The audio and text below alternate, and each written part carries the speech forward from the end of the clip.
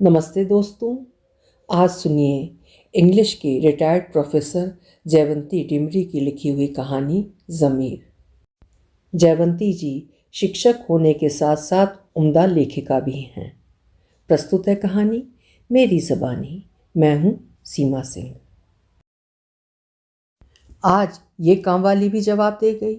कह गई है कल से काम पर नहीं आएगी। 6 महीने में ये तीसरी मेड है जो काम छोड़कर गई है। कारण वही, ढाक के 3 पात। आपका कुत्ता काटता है। ये हमारा कुत्ता नहीं है, मैं धीमे स्वर में प्रतिवाद करती हूँ। कभी आ जाती है तो रोटी दे देते हैं। उसकी मुखमुद्रा बता रही है कि वो मेरे उत्तर से संतुष्ट नहीं है। अगर ये पालतू नहीं है तो फिर आप इसे अपने गेट के अंदर क्यों आने देते हैं? बांधते भी नहीं हैं। काट दिया तो इंजेक्शन लगाने पड़ेंगे। बुड़बुड़ाती हुई वो गेट से बाहर निकल गई थी। मेड के ये प्रश्न सुनने में जितने सीधे और सरल लगते हैं उतने हैं नहीं।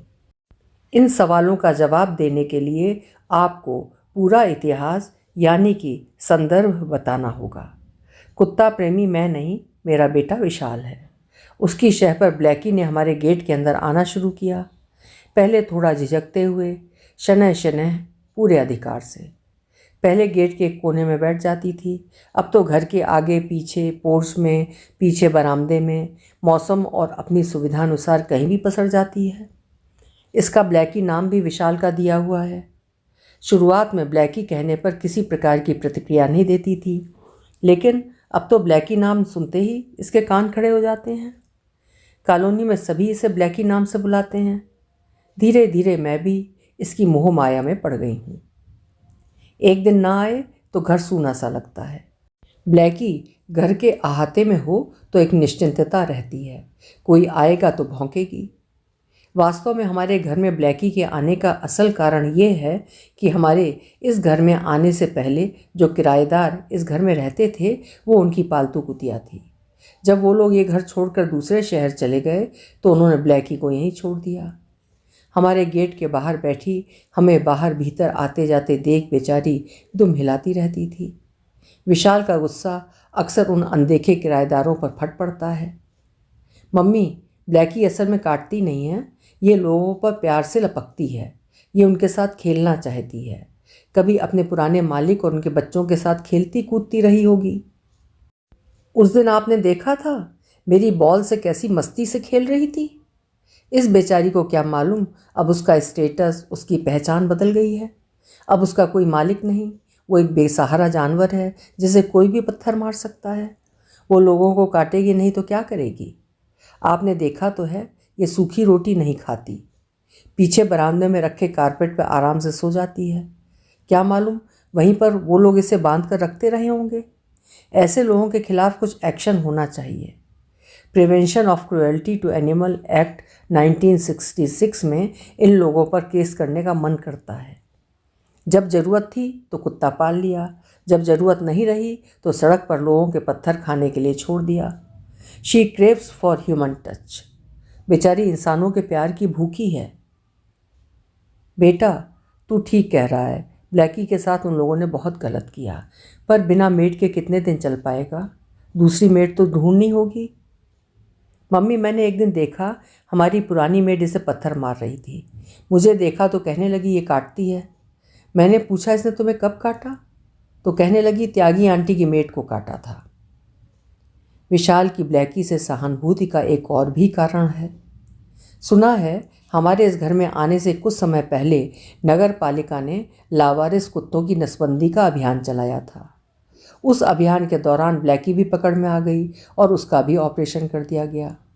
बेचारी मातृत्व सुख से सदा के लिए वंचित हो गई।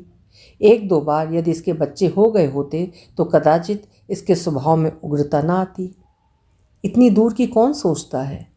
इंसानों के लिए नहीं सोचते, ब्लैकी तो फिर एक लावारिस कुतिया है। दूध वाले ने घंटी बजाई। ब्लैकी गेट खुलने के इंतज़ार में बैठी थी। बड़े प्यार से अपनी गर्दन मेरे आगे कर देती है। थोड़ा सहलाने से प्रसन्न हो दुम हिला देती है। अक्सर हम मजाक करते हैं कि ब्लैकी एक हाइब्रिड डॉग है, न पूरी तरह से पालतू और न पूरी तरह से स्ट्रे डॉग। ब्लैकी के लिए आवारा शब्द का प्रयोग करना बहुत ही अशिष्ट, गाली जैसा लगता है। ब्लैकी को टीके लगवाकर पीछे बरामदे में बांधने का भी सोचा, लेकिन ब्लैकी ने अपनी नामंजूरी स्पष्ट जाहिर कर दी। रात में उसे स्वतंत्र एक गली से दूसरी गली में अपने संगी साथियों के साथ घूमने की आदत पड़ गई है। दिन में हमारे घर में वो खाना खाने और अपनी नींद पूरी करने आती है। अंधेरी सुनसान रातों में जाने कहाँ घूमती या भटकती होगी, लेकिन दिन में घर में ये जहाँ कहीं भी हो, घर के बाहर जरा सी भी हलचल होते ही भौंकती हुई गेट पर पहुँच जाती है। इसका फ़ायदा ये हुआ है कि हमारे घर के सामने से फेरी वाले तेज़ी से निकल जाते हैं। ब्लैकी पूरे इत्मीनान और अधिकार से पोर्च में बैठ गई है। ना जाने क्यों ब्लैकी को देखकर सोमपाल की याद आ जाती है। वो भी इसी तरह से बेझिझक ड्राइंग रूम में कुर्सी पर बैठ जाता था। एक चपरासी का इस तरह से कुर्सी में बैठ जाना पहले अजीब लगा था। उसे चाय दी तो चाय का कप वहीं मेज पर छोड़कर चला गया था।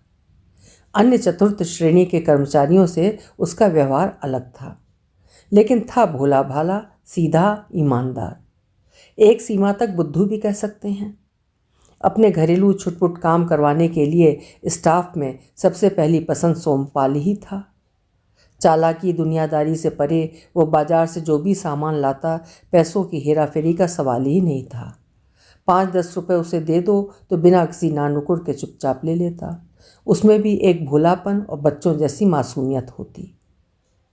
भगवानपुर गर्ल्स कॉलेज में मेरी पहली नियुक्ति हुई थी। गृहस्थी जमाने में सोमपाल का योगदान भुलाए नहीं भूलता। तब गैस के सिलेंडर का जुगाड़ करना सबसे बड़ी समस्या थी। तब किसने सोचा था कि एक दिन मोबाइल पर एक फ़ोन करने पर उसी दिन गैस का सिलेंडर हमारे घर पहुंच जाएगा। शुरुआती महीनों में तो स्टोव में खाना बनाया था। राशन की दुकान से मिट्टी का तेल सोमपाल ही लाता था। सोमपाल जब भी घर आता उसे वापस लौटने की कोई जल्दी नहीं होती। सुना था वो अकेले ही रहता था। कुछ खाने को दो तो चुपचाप खा लेता। उसके व्यवहार में कहीं कुछ असामान्य लगता था। वो असामान्य क्या था, ठीक से उसे परिभाषित करना कठिन है। उसकी आंखों में एक भाव शून्यता नजर आती थी। एक दिन घर आया तो उसने नया कुर्ता पायजामा पहना हुआ था। मैंने हंसते हुए पूछा, सोमपाल आज क्या कुछ खास बात है? बड़े स्मार्ट लग रहे हो। कोठी में गया था, उन्होंने दिए हैं। कोठी का जिक्र उसने 1-2 बार पहले भी किया था। मैंने पूछा, ये कोठी किसकी है, कहाँ है? आपको नहीं मालूम? पेट्रोल पंप के साथ वाली जो बड़ी कोठी है, पीछे अमरूद का बाग है, वही। हमारे कॉलेज की बिल्डिंग भी तो उन्हीं की है। जाहिर था ये कोठी वाले शहर के कोई अमीर रसूखदार लोग थे। कॉलेज की बिल्डिंग अगर इन लोगों की थी तो कॉलेज के चपरासी को अपने घर में काम करने के लिए बुला लेते होंगे। उस दिन स्टाफ रूम में मैं और मिसेस सैनी बैठे हुए थे। तभी सोमपाल नोटिस का रजिस्टर लेकर आया। उसने वही कोठी वालों का दिया हुआ कुर्ता पायजामा पहना हुआ था। उसके जाते ही मैंने मिसेस सैनी से पूछा। वो भगवानपुर की रहने वाली थी। मिसेस सैनी, हमारे कॉलेज की बिल्डिंग किसकी है? सोमपाल किसी कोठी वाले का जिक्र कर रहा था। ये कोठी वाले अच्छे ज़मीन जायदाद वाले रसूखदार लोग होंगे। आज सोमपाल ने जो कुर्ता पायजामा पहना हुआ है, बता रहा था इन्हीं कोठी वालों ने दिया है। कुर्ता पायजामा देकर बहुत बड़ा एहसान कर दिया, मिसेस सैनी ने बड़ी हिकारत से कहा। आप ऐसा क्यों कह रही हैं? ये सोमपाल, आपने क्या कभी इससे पूछा ये उन कोठी वालों क्या क्यों जाता है? नहीं, कोठी वालों का जिक्र 1-आध बार इसने किया तो था। खैर आप पूछती भी तो वो कुछ ना कहता। ये सोमपाल इन कोठी वालों का गोद लिया हुआ बेटा है। गोद लिया हुआ बेटा? ये मिसेस सैनी क्या कह रही थी? अगर ये सोमपाल उन कोठी वालों का गोद लिया हुआ बेटा है तो ये इस फटे हाल में कॉलेज में चपरासी क्यों बना हुआ है? उन कोठी वालों की मेहरबानी से। कॉलेज की ये बिल्डिंग इन्हीं लोगों की है। कॉलेज की प्रबंध कमेटी के सदस्य हैं। इतनी मेहरबानी तो सोमपाल पर कर ही सकते थे। मिसेस सैनी, ये सब मेरी कुछ समझ में नहीं आ रहा है, खुलकर बताइए। इन कोठी वालों के कोई संतान नहीं थी। इन्होंने सोमपाल को गोद ले लिया। अपने बचपन के शुरुआती 10 साल इस सोमपाल ने इस कोठी में लाडले इकलौते बेटे की हैसियत से गुजारे हैं।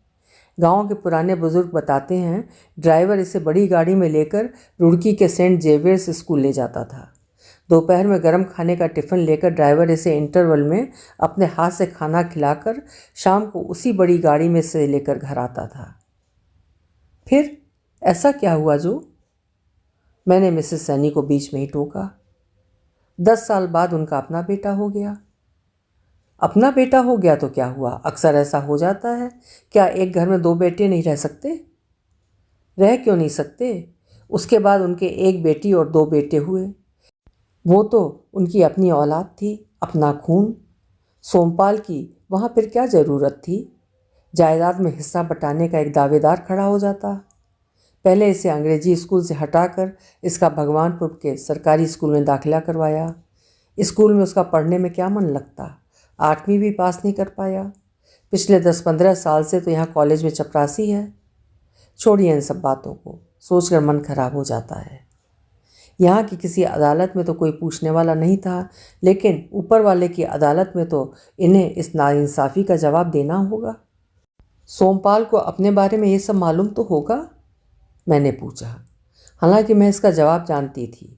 उसका सोफे पर अधिकार से बैठ जाना, चाय का जूठा कप मेज पर छोड़ देना, पुरानी आदतें जल्दी कहाँ छूट पाती हैं। किसी बात पर उसका रिएक्ट ना करना, उस छोटे बच्चे के दिल पर क्या बीती होगी। फिर दूसरा विचार आया।